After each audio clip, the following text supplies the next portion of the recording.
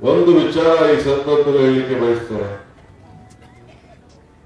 ನಾನು 11 ತಿಂಗಳಾಯ್ತು ಮಂತ್ರಿಯಾಗಿ. ಯಾವ್ದಾದ್ರು ಒಂದು ತಾಲೂಕಿಗೆ ಹೋಗಿ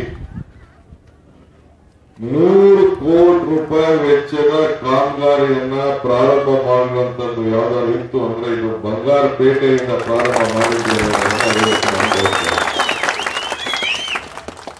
ಇವತ್ತು ಏನು 220 KV ಸ್ಟೇಷನ್ ಇಲ್ಲಿ ಆಗ್ಬೇಕು ಅಂತೇಳಿ ಪ್ರಾರಂಭ ಮಾಡಿದ್ದೇವೆ. ಇದಕ್ಕೆ ಸುಮಾರು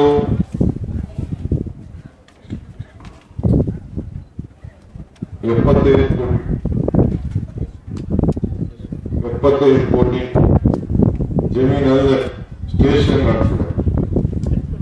ಅವೆರಡಕ್ಕೂ 8, 7, 15 ಕೋಟಿ ರೂಪಾಯಿ ಆಗ್ತದೆ. ಸೊ ಹೀಗೆ 100 ಕೋಟಿ ರೂಪಾಯಿ ಅಷ್ಟು ಹಣವನ್ನ ಖರ್ಚು ಮಾಡ್ತಾರೆ. ಇದು ಈಗಾಗಲೇ ನಮ್ಮ ಇಲಾಖೆನ ಮಂಜೂರಾತಿ ಪಡೆದಿದೆ.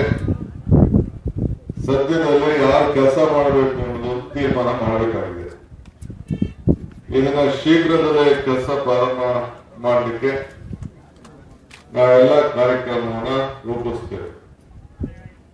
ಇದು ನಮ್ಮ ರಾಜ್ಯಕ್ಕೆ ಬಾರ್ಡರ್ ತಾಲೂಕು. ಮುನಿಯಪ್ಪನವರು,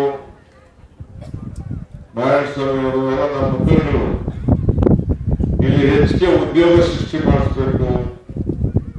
ಜನ ಗೂಡೆ ಹೋಗ್ತಾ ಇದ್ದಾರೆ, ಬಡವರಿದ್ದಾರೆ. ಅದಕ್ಕೆ ಕೈಗಾರಿಕಾ ಪ್ರದೇಶಗಳನ್ನು ತರಬೇಕಾದ್ರೆ ನೀವು ಸರಿಯಾದ ರೀತಿಯಲ್ಲಿ ವಿದ್ಯುತ್ ಶಕ್ತಿಯನ್ನ ಕೊಡಬೇಕು.